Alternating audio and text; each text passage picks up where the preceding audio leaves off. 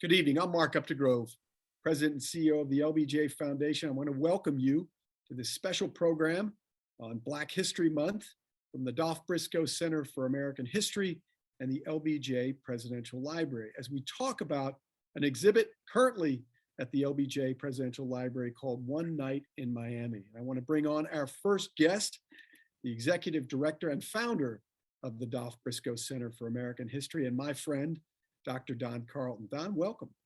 Thank you, Mark, so much for helping with this and being involved. I appreciate it. And we're so grateful to you also for letting us invade the LBJ Library with our exhibit. So let me just tell you how this got started. Actually, when we're talking about this exhibit, my wife and I were watching the movie One Night in Miami. And early in the movie, there's a scene where the actor Eli Goree, who plays Cassius Clay, is seen in a boxing pose, standing on the bottom of a swimming pool.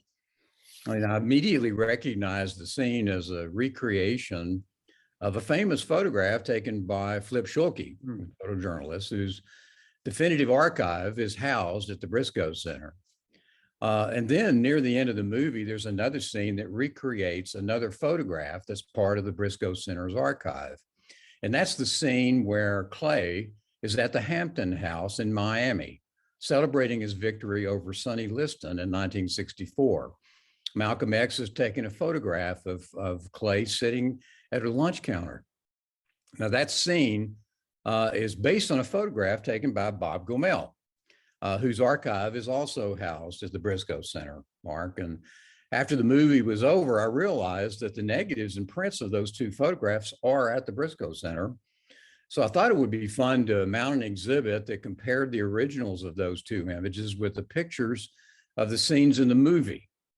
So I knew the center has the negatives and contact sheets, which meant we could take those sources and we could see what happened before the photograph and then what happened after. And I'm talking about the scenes that were recreated in the movie. So I thought that would be kind of a fun thing to do and interesting. So, you know, as you recall, Mark, literally this very same week, my staff and I decided to do this exhibit.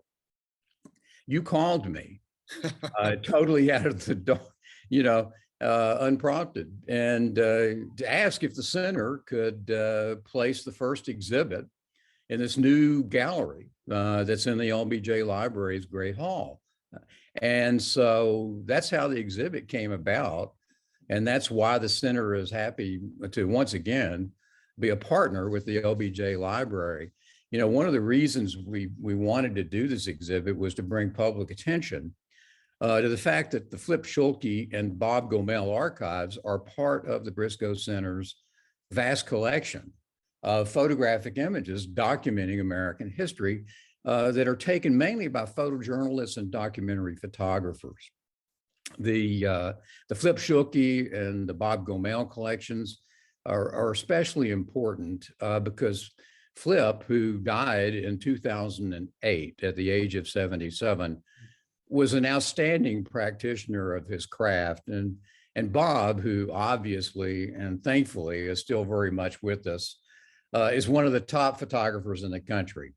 So it's a great honor for the Briscoe Center to serve as the home for the Bob Gomel archive.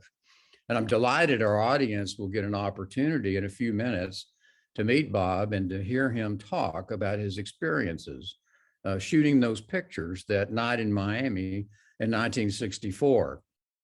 He's really one of the few people still around that was an eyewitness to the celebration in the Hampton House that night after the fight.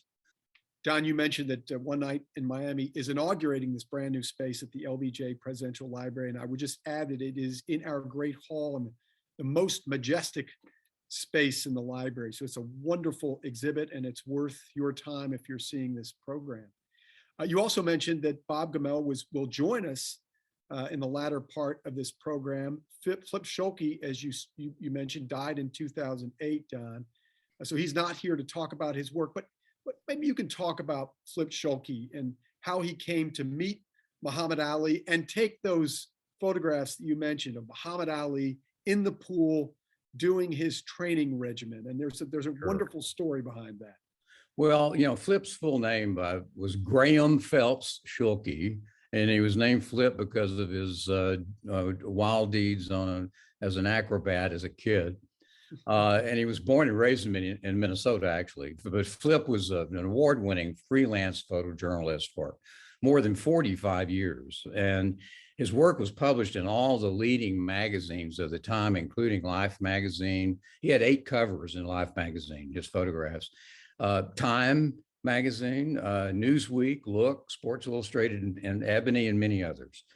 And he moved to Miami, Florida in 1954 because of his interest in underwater photography, for which he was a pioneer and an innovator.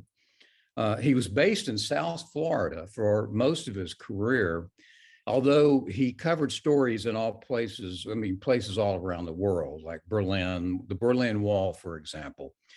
But Miami was a great place, Mark, for a photographer to be located in those years, because not only because of the underwater opportunities that he had for his photography, but also for such historical developments as the Cuban Revolution. He was in Miami in '59 when Castro's government came into power. Also, the space program, he was near that, and the civil rights movement. He was based in the South. And the fact that Cassius Clay trained early in his career. In fact, Cassius Clay worked down there for 10 years in his training with Angelo Dundee. So all those reasons were a great place for him to be. And of course, that's where Clay also, and I'll call him, let me say this now early in the program, I'll refer to Muhammad Ali as we all know him as Cassius Clay at this point, because technically he was Cassius Clay. But anyway, Miami is also a location where Clay fought Sonny Liston in 1964 for the World Heavyweight Championship. So Flip also gained considerable fame for his coverage of Dr. Martin Luther King and the civil rights movement. He had a close personal relationship with Dr. King, who he met him in Miami, Dr. King, in 1958. And the relationship that he forged with Dr. King gave Flip the opportunity to visually document many of the key moments in Dr. King's fight for racial justice.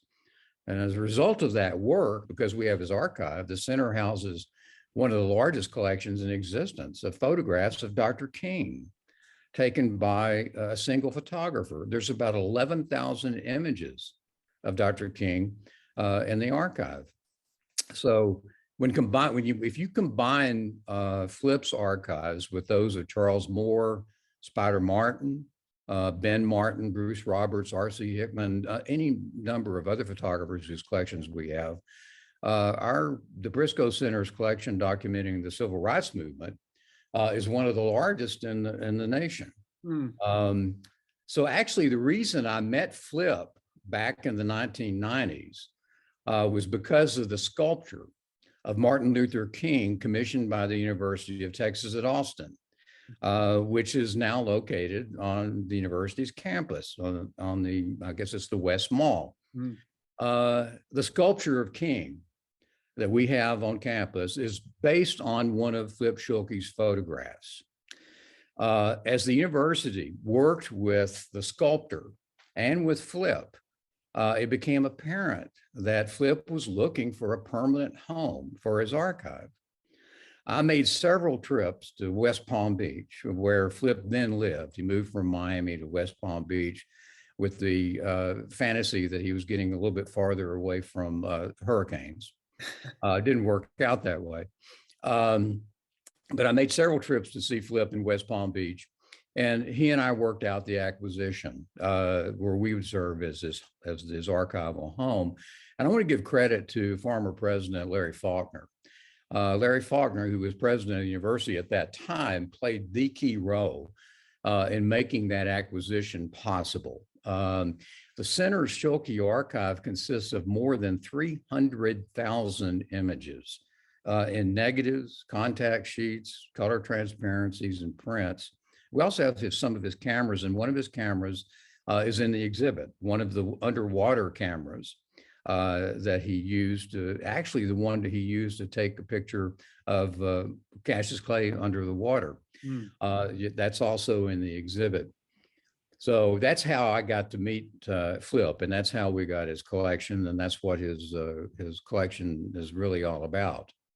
John, you and I are both great fans of Muhammad Ali, but I was amazed to see when you put together this exhibit, photographs, brilliant photographs of Muhammad Ali, that then Cassius Clay, that had never been seen before. What struck you as you were going through this archive, looking at the photo documentation of that time in early 1964, when Cassius Clay would become the heavyweight champion of the world, and then would become Muhammad Ali? Well, of course, when Flip was taking those photographs, and Bob will be talking about this, I'm sure, later, no one knew that any of this was going to happen. And it's a sort of the miraculous part of photojournalism. You're capturing, the photojournalists are capturing, the history of the moment. But a lot of times we ignore the fact that they're also capturing how we're going to be looking at history in the future, because these images can, as they get older, they contain even more information. And so, no, when I saw Flip's archive in West Palm Beach, and we went through all this material, I just was blown away. I could tell I had the same experience with Bob Gomel, and he lives in Houston.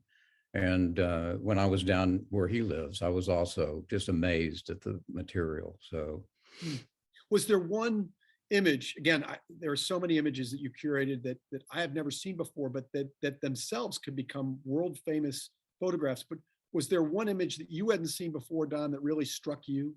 Well, the photographs that I looked at that I had not seen really before was the photograph of really the iconic photograph, now an icon, of Malcolm X taking a photograph of Cassius Clay at the Hampton House the night after the fight. And as soon as I saw that, I couldn't believe it. The movie had not been made yet. And, the photograph itself, it really wasn't that well known at the time. And that was a huge surprise for me. And it was only later that photograph became famous, but it was part of Bob's archive. Don, let me go back to those underwater photographs that Flip Schulke took of then Cassius Clay. Talk about those photographs, which would eventually appear in Life magazine, and how they came about. Well, Flip first met Cassius Clay in August of 1961 in Miami Beach. And of course, as I said earlier, Flip had moved there a few years before. And he met him when Clay was training with Angelo Dundee, his trainer. Sports Illustrated called Flip up and said, listen, there's a 19-year-old kid, boxer, who is beginning to get some public attention, mainly because he had won the gold medal in the 1960 Olympics in Rome. And Flip said, well, who is this? And they said, well, his name's Cassius Clay, an interesting name. And Flip goes, oh, okay, so all right, fine, I'll go take some pictures. He'd never heard of Clay, and he'd never photographed a boxer before either. So Flip spent a few days in Miami Beach with Clay, and they became good friends as a result. They were very close in age. And he took pictures of Clay jogging and working out in Angelo Dundee's gym.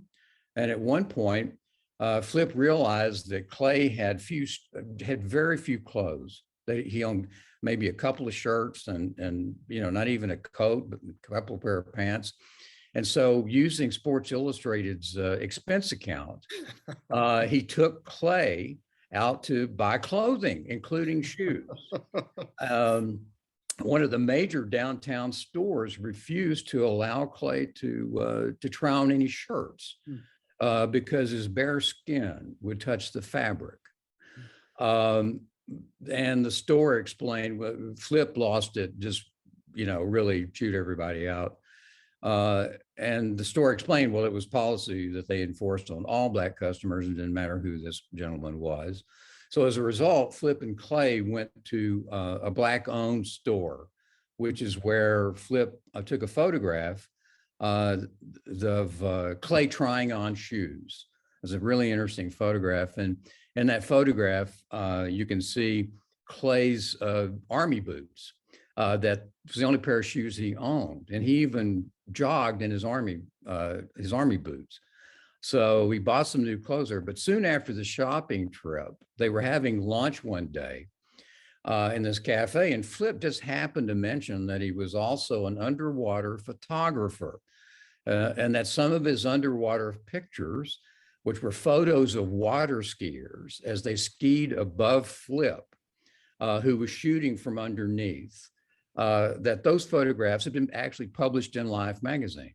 Well, Clay caught that immediately, that story, and stared at Flip. Flip told me this story later, and he told Flip, he said, well, I work out every day in the swimming pool at the St. John Hotel, which is where Clay was staying. And he said, why don't you come out and take photos of me working out in the pool? So Flip said, well, okay, that's a great idea. And so the next day he met Clay at the swimming pool, and he brought his scuba tank, an underwater camera, and met Clay there. And Flip realized he forgot his swimsuit, and he was going to have to go underwater to take the picture. So Clay went and got him another pair of boxing shorts. He wore Clay's boxer shorts while he was taking these photographs. And I think there's a photograph in the exhibit showing them together, and they're both wearing boxing shorts. So Clay stepped in the water and began to go through the motions of boxing. As we can see in the photographs in the exhibit, there's several of those, including the famous photograph of Clay underwater in a fighting pose that inspired the scene in One Night in Miami. Now, in that picture, Clay is actually, when you look closely at the photograph, Clay is barely underwater. It looks like he's very deep in a swimming pool, but if you look at it closely, his head is just barely underwater. He can easily stand up and have his head above the surface. Well, there was a good reason for this. Clay couldn't swim. Right. But Flip didn't know that. In addition, Clay really didn't work out in the hotel swimming pool at all, or any other pool. He just told that story to Flip because he thought with Flip's connections, he could get these photographs in Life magazine, which Flip was able to do because Sports Illustrated turned him down. They thought it was a crazy idea. And they told him, people don't want to see a boxer swimming. They want to see a boxer boxing. Mm. Life magazine grabbed it, however, and did a 2-page spread of Flip's photographs of Clay in the swimming pool. So it was all a gimmick staged by the already publicity savvy Cassius Clay. Okay. Actually, Flip published more of these photographs of Clay in the swimming pool in 1999. The book is still in print, I believe, and it's titled Muhammad Ali, The Birth of a Legend, 1961 to 1964. And so, of course, that photograph that we're talking about now is what inspired the scene in One Night in Miami. And it's actually one of the most popular images that Flip took that collectors are really hot after today. It's a very hot photograph on the photo collecting scene.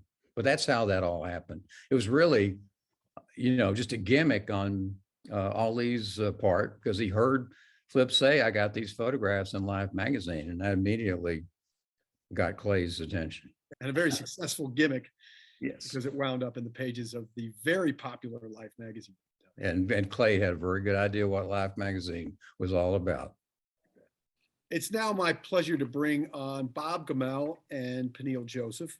A native New Yorker, Bob Gomel produced numerous noteworthy images for Life magazine, including assignments documenting iconic figures like Marilyn Monroe, the Beatles, and this series showing Muhammad Ali and Malcolm X. Gomel has received numerous awards during his career and continues to travel and photograph international subjects. Also joining us is Peniel Joseph, who holds a joint professorship appointment at the LBJ School of Public Affairs and the History Department in the College of Liberal Arts at the University of Texas at Austin. He is also the founding director of the LBJ School's Center for the Study of Race and Democracy. In addition to being a frequent commentator, I'm sure you've seen Peniel on CNN and MSNBC.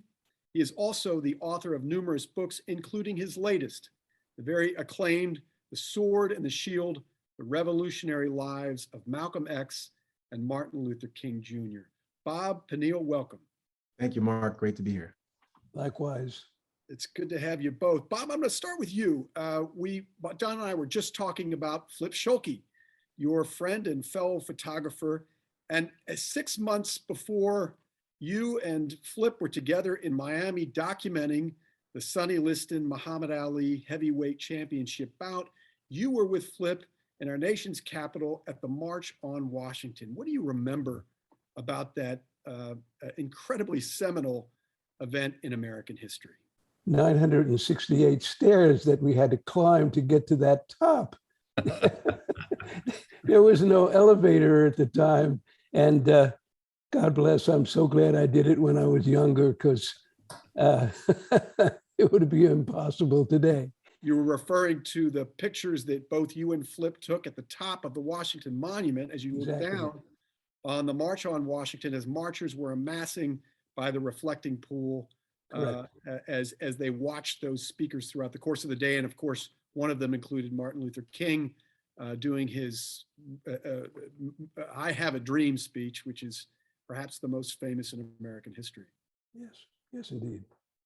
So Bob, what do you recall about that day, aside from the very long hike up up to capture those photographs at the top of the Washington Monument? Well, I guess in perspective, we never have a full appreciation for the significance of what's going on in front of us necessarily until after the effect. Sometimes years later, many instances where I have photographed something that didn't get an immediate play is so much more relevant now when we look back in history. And I think that was the case there. Yeah. Let's go to Miami. So 6 months later, you're in Miami for the heavyweight championship bout between Muhammad Ali and Sonny Liston. Talk about your relationship with Muhammad Ali, this young, talented, brash, ultra-confident young man who would become heavyweight championship at the tender age of 22. Well, my relationship really just began when he was training in the last month or last few weeks for the championship fight. I had not spent any time with him prior, as so many other people had. And the very first thing that life asked me was to, in fact, shoot a cover as if he won, even though he was something like 8 or 9 to 1 odds against him, because they wanted to protect themselves. And what that required was that we had to get film up to Chicago well in advance of the fight and have it plated and ready to roll just in case of an upset.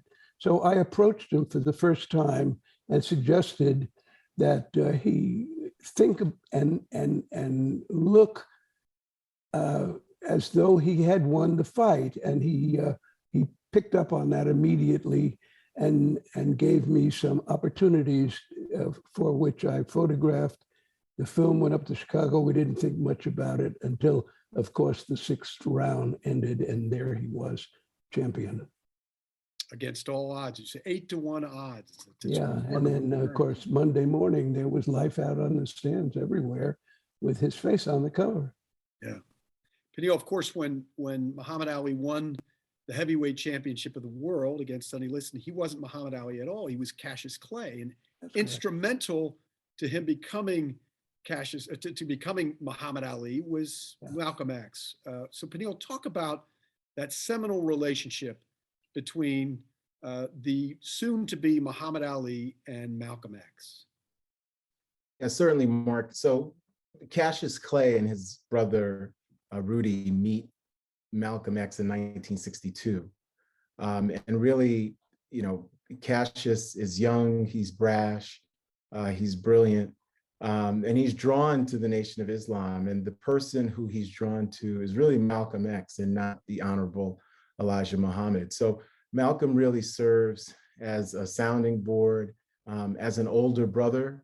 I think Malcolm spots his charisma and his electricity, and certainly Malcolm and his family really enjoy one of their only vacations ever together as a family in Miami, Florida, in the weeks leading up to that bout.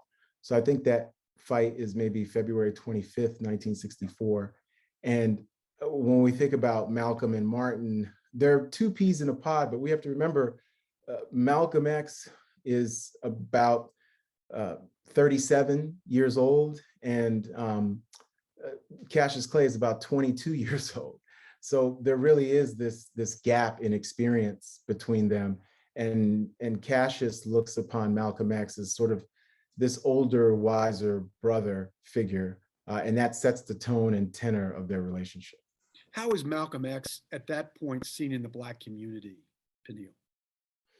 It really depends, Mark. I mean, sometimes people try to do these things by polling, right? So if we do it by poll, people would say, well, no, there's only 2% or 3% who are supporters of Malcolm X, in contrast to very high numbers for Dr. Martin Luther King Jr. So I would say that, when you talk about the average Black person in the street in Harlem and in segregated parts of Miami, he's somebody who is very, very well known and very, very well regarded. So he's not a controversial figure among the Black quotidian. In fact, he's a rock star.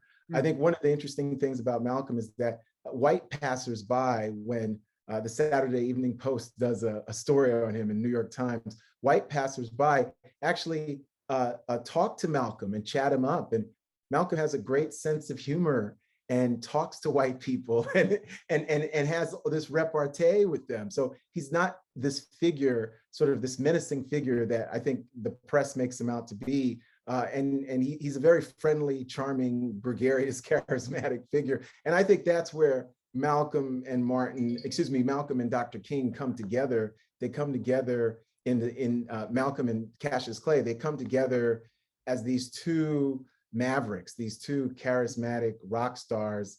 And I think in 1964, they're at the leading edge of sort of this changing image of Black men and Black masculinity, and also the Black community. Don, one of the great photographs in the exhibit is one of Malcolm X photographing Muhammad Ali. Talk about the importance of photographs in history period. I mean, this whole movie, One Night in Miami, comes from the photographs that are on exhibition at the LBJ Presidential Library. But why are photographs so important in documenting our history? Well, you can read a photograph like you can read a diary. Photographs contain, not all photographs, but a lot of photographs, have a lot of information in them that can be used for research and teaching.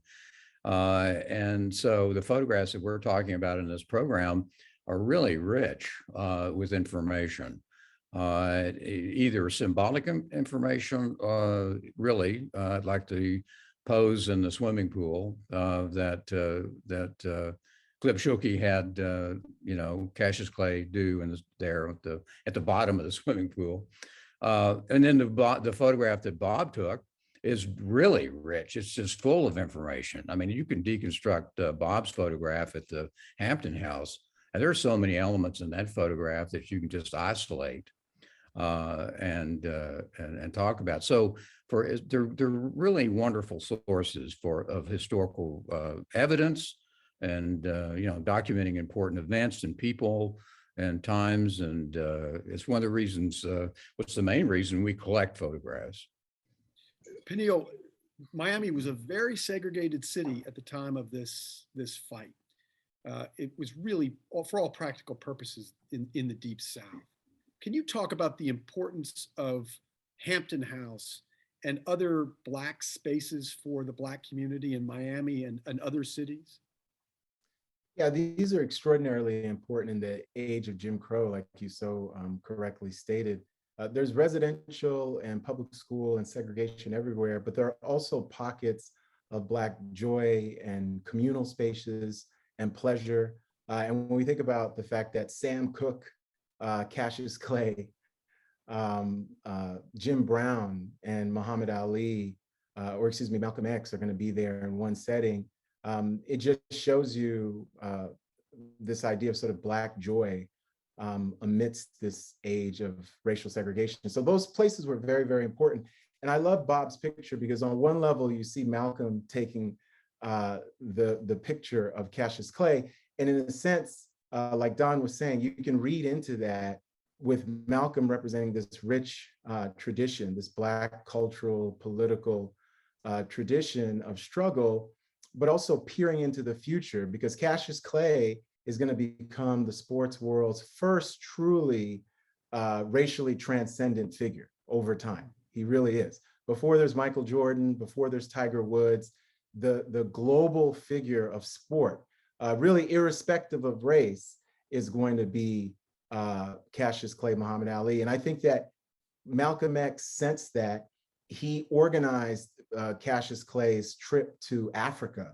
And he told him in 1964 that you are going to be bigger than all of us. You transcend it all. Because, you know, Mark, he understood that sports was bigger than politics, and it still is, right? We globally, people will enjoy both a European football and a global football game, what we call soccer, or even a national football league game, or a baseball game, or a basketball, before seeing any kind of political figure. One of the biggest exceptions here was in 2008, 2009, Barack Obama, because Obama got, and Mark knows this better than anyone as a presidential historian, Obama got crowds of 100 and 150,000, like it was a sport. We had never seen anything like that in American history, Mark. It was like, wow, politics is cool. It's like a sporting event, right? In the most positive, sort of uplifting, civic nationalist way, right? Civic nationalism as opposed to other nationalism. So when we think about Cassius Clay and Malcolm there, that's Bob's, photo is really an iconic, gigantic, towering photo, because in that photo, we see the past seeing the future at the same time. So whatever you were doing, Bob, in the sense of capturing that photo, you struck lightning, because that's an extraordinary epical photo. And it speaks volumes for so much in terms of both the Black community, but also this idea of trying to transcend the racial segregation that even the Black middle class and upper middle class found themselves in, because that's what the Hampton House was. It was a place for Black elites to enjoy themselves and to be free of really the indignity of Jim Crow. That's what Lyndon Johnson talked about Jim Crow. And he was saying it was, it was the indignity of it, right? Not only was it this structural racism, but it was this marker of shame that eventually not only shamed Black people, but shamed white people. Like, why are we treating each other this way? Let me say something. I asked something, Mark, of Bob. I got to know Flip Schulke very well, and I was talking to Flip about this whole thing with Clay and the Sonny Liston fight, and he told me at the time, he said that when he was covering it, he went to the really where they were working out, where they were sparring, up on the second floor of Angelo Dundee's training area there, and that Malcolm X was around, but he didn't have a clue who he was. He didn't know who Malcolm was at all. And this is important for other reasons that I'll explain in just a second. And so, he just didn't know who Malcolm was. He didn't know who Cassius Clay was before he was given the assignment. And he'd never taken a photograph of a boxer before. But I want to ask Bob, Peniel, did you know who Malcolm was before No. you got this assignment? Not really. He was virtually unknown to me, except what I might have read in the sport pages, but I had no one-to-one contact with him until days before the championship fight. Oh, not Muhammad Ali. I think he's saying Malcolm X. Oh, Yeah, Malcolm X. none whatsoever. I had Okay. no contact with him. Yeah, well, the reason I want to raise this point is because it's also an excellent example of why we collect all of the negatives of the photographers. Because Flip had no idea he had any photographs of Malcolm until we started going through his collection and looking at the negatives that he hadn't looked at in years and years and years. And I said, gee, Flip, look, there's Malcolm X here at the ring. And he goes, wait a minute, let me see that. I grabbed it out of my hand. And he, Malcolm X wasn't Malcolm X to him at the time. And then he realized, oh my God, I've got photographs of Malcolm X. So, that's the reason that we go beyond the well-known photographs or the favorites of the photographer when we're collecting all of this evidence, because you never know what your photographs, what information they contain in them until maybe years later. Exactly. And that's a good example right there with Malcolm, because neither you or Flip knew who he was. So take us to Hampton House on that historic occasion, which we now see in these wonderful photographs. Bob, what was it like? What was the mood like? Muhammad is a great showman and entertainer, and his mission that night was to entertain the crowds nonstop. It was a theater in the round, and he just kept going and going and going. At one part, playing a matador, and at one point offering Malcolm a high-fi across the counter and pulling it away, and everything he could do to keep the crowd in laughter. And he was very successful at it. He was a great showman. How did you get that picture? You're at an interesting angle. Yes. You're up, it looks like you're up above. Yes, indeed I was.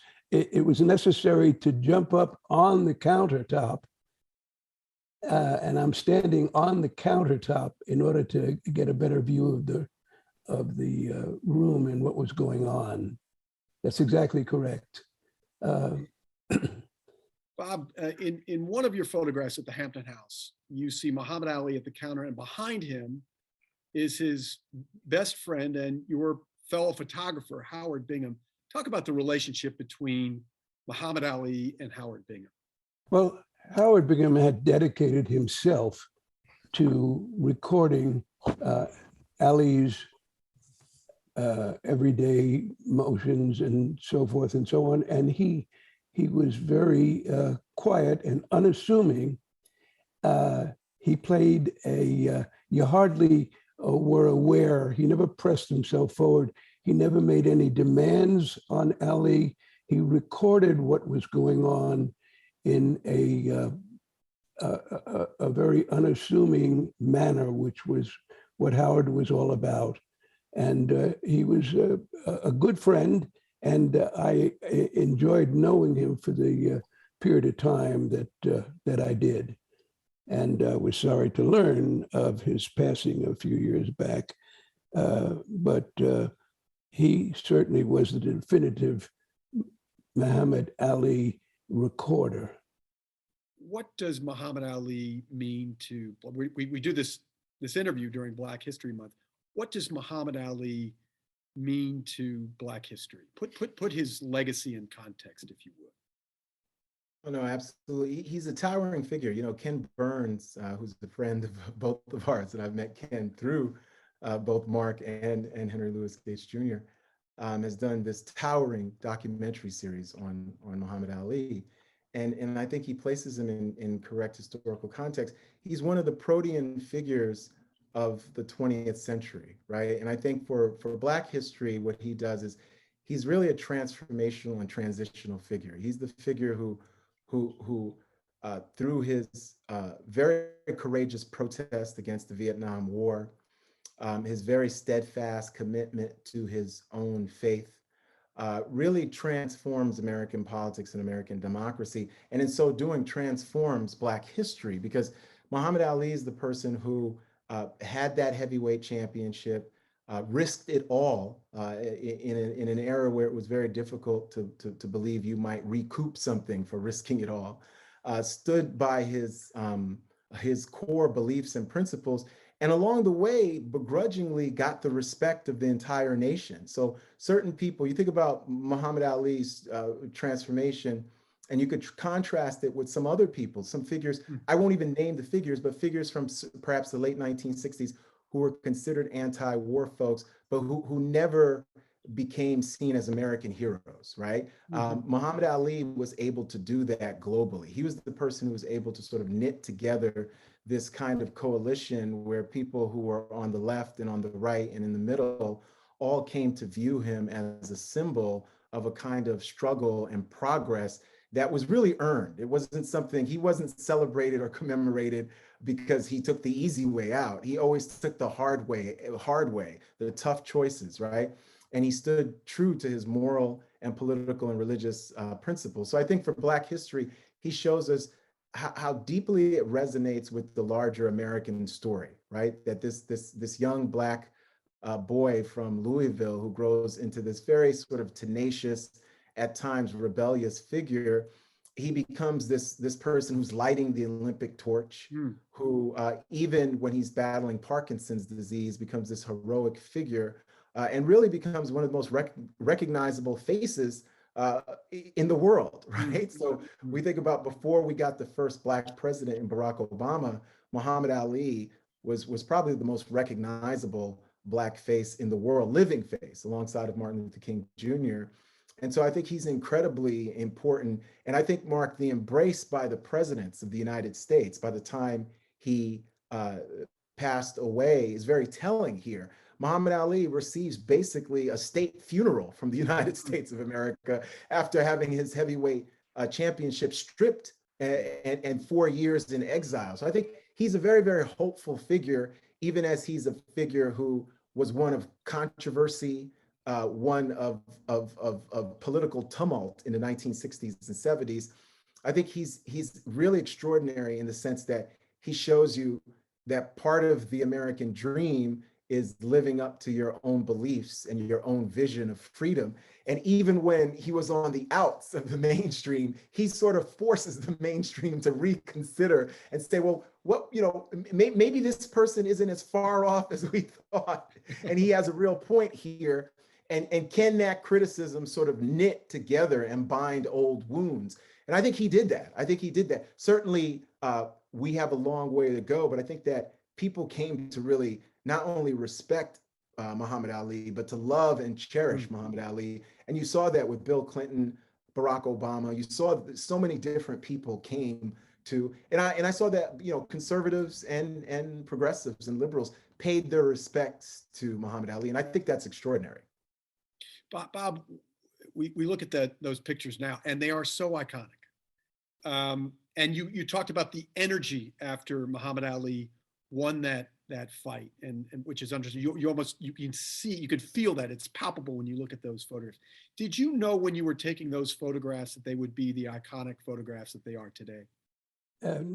No, I think not. But what I was aware of was his talent for attracting gait and publicity. I think he was well aware of showmanship, which he confided he picked up from Gorgeous George, the professional wrestler, and adopted a lot of that technique. But privately, he was not that braggadocio guy that was out there at all. He was a totally different kind, considerate human being, not full of himself at all in private. Out there in public, he was trying to build his reputation and gait at promoting himself as a fighter. what was he like in private? Was he shy? Was he diffident? How did he come across when you were just talking to him one-on-one, when there wasn't a crowd around him? We went to a Broadway show called The Great White Hope together about a previous Black champion in the 1910 era. Jack Johnson. Jack Johnson. And the movie starred James Earl Jones. James Earl Jones. And Ali said, after the movie, we were walking back to the hotel, he said, you know, except for the sexual, racial part, that could have been me. This is the guy who, just like me, he saw himself in that particular role. Peniel, you argue very persuasively in The Sword and the Shield that Malcolm X and Martin Luther King Jr. are really complementary historic figures, and they needed each other. They pushed each other. What would Muhammad Ali have been without Malcolm X? It's hard to say. I know it's difficult to speculate, but would he have risen to the heights that he would soon achieve without the influence of Malcolm X in his life? No, I don't think so. And I think Muhammad Ali says as much too. You know, when he's being interviewed in his memoirs, he says he regrets the split, and he talks about how influential Malcolm was, just as this representative of Black dignity. I think one of the things we have to remember, Muhammad Ali gives us a new representation of Black masculinity in the country. And I'm glad that we talked about Jack Johnson, because Jack Johnson was seen as a very frightening, a very uncontrollable, Ken Burns has a great documentary on Jack Johnson too, Uncontrollable Blackness. And certainly Jack Johnson had interracial marriages, which were seen as extraordinarily in bad taste in the early 20th century. And that's putting it mildly. So what Malcolm X allows Muhammad Ali to be is this dignified Black man who loves Black people, and has pride in himself in ways that were previously seen as very threatening, right? And so he gets that model from Malcolm X, but he also gets a model of politics. But Muhammad Ali is going to be political in his own way, right? So he's not Malcolm X, right? He's part of the Nation of Islam, but he's political in his own way. And I think his love for Africa, his deep religious conviction, that really, he's part of the Nation of Islam, but he's a lifelong Muslim. He becomes a Sunni Muslim in the 1970s. So his religious faith is very, very deep. So Malcolm X models something, including Malcolm's dedication to his family, right? Malcolm models this ideal Black man for Muhammad Ali in a way that, Muhammad Ali's own family was troubled. There were issues there, and Malcolm shows him there's another way to be, and it's not necessarily a model that he always fulfills, but it's one he aspires to. Bob, let me ask you about that relationship between Muhammad Ali and Malcolm X. We see them at the beginning of this relationship, and we see how important it is. Muhammad Ali becomes a member of the Nation of Islam. But what would ultimately become of the relationship between Muhammad Ali and Malcolm X? Yes, well, when Malcolm X ran into disfavor by the Nation of Islam and pretty much was divorced from the organization, Muhammad Ali stopped communicating with him and stayed with his loyalty to the Islamic leader. And unfortunately, they never made up. Malcolm is assassinated, and Muhammad came to me and requested a picture of the two of them, which he put in his wallet and kept with him till the day he died. He regretted very much that period of time when he split with Malcolm. Peniel, what does it mean for Muhammad Ali, Cassius Clay, to become Muhammad Ali after winning the heavyweight championship of the world. What does that mean to change your name and become a member of the Nation of Islam in early 1964 America? I think that that decision sets him on the path to becoming this global icon, but it also severs his relationship with Malcolm X permanently. So basically, Elijah Muhammad replaces Malcolm X with even more famous figure who can attract even more money and can be somebody who's more pliable, right? I think for the young 22-year-old Muhammad Ali, he's really drinking all of this in, and it's probably happening faster than he can get a handle on, right? Or a few months later, the last time he sees Malcolm X in a physical setting, they're both in Ghana. Malcolm is leaving Ghana, and Muhammad Ali is arriving at the airport for a world African tour that Malcolm X helped set up, Mark. So Malcolm he says hi to Malcolm, tries to greet him, and Muhammad Ali basically tells him, you shouldn't have quarreled, you shouldn't have fought with Elijah Muhammad, Malcolm X is left stunned because this is the, sort of the little brother he just was on vacation with several months ago, and who's telling him to shoo and just go away and you're out.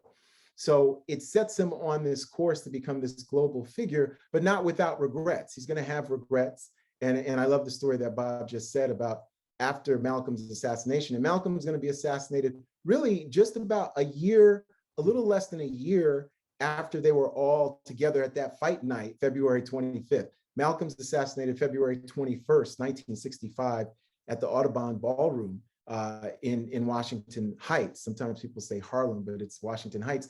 And when we think about that, that becomes Muhammad Ali's regret. The positive of becoming Muhammad Ali is that Cassius Clay really transforms himself into a global political leader, right? And just like, one thing we could say is that Muhammad Ali sets the stage for the Barack Obamas. He sets the stage for the Oprah Winfreys. He sets the stage for the new Supreme Court justice who's going to be a Black woman, the President of the United States has announced. He set the stage for all of that, and in very incongruent ways. Who would have thought in March of 1964 that a Black man, originally named Cassius Clay, now calling himself Muhammad Ali, would become one of the most popular figures in American history? Who would have thought that in March of 1964, that when this person died in 2016, three living presidents would be at the funeral, and he would really be accorded a 3-day state funeral that was watched by hundreds of millions of people globally. So that's somebody who breaks the mold. So he's truly a transformational, iconic figure. There's probably no other figure in the history of sports as important as Muhammad Ali. Bob, you were there, Bob. Yes. And you've seen the movie. Give us a sense of the difference between the two. What is the most marked difference between being there in Miami in 1964 and covering that bout for Life magazine and watching the wonderful movie by Regina King? Yes. Well, I had issues with the movie because, and I had issues with the play because I felt it was largely imagined, and there wasn't enough factual stuff in there to satisfy my memory of the reality. So I took issue with, for example, the copying of that famous photograph. They've got some of the principals in that picture. They never were. They were upstairs in the hotel room, Jim Brown, whatever, and a few of the others. So I felt it was an imaginative piece, but it did differ in certain key respects from the reality that I remembered. Sure. Peniel, of course, the movie documents the relationship between Sam Cooke, Jim Brown, Malcolm X, and Muhammad Ali, and it imagines them together after Muhammad Ali wins the heavyweight championship. You are perhaps the preeminent scholar of Black history in this country. do you think those depictions of those characters and their imagined relationship would ring true? Do you think that that is a fair portrayal of those men and how they were thinking about race and each other in 1964? You know, I think at times it is, and at times they're taking literary license, Mark. I think that certainly Sam Cooke is probably more progressive in 1964 than the Sam Cooke in Regina King's One Night in Miami.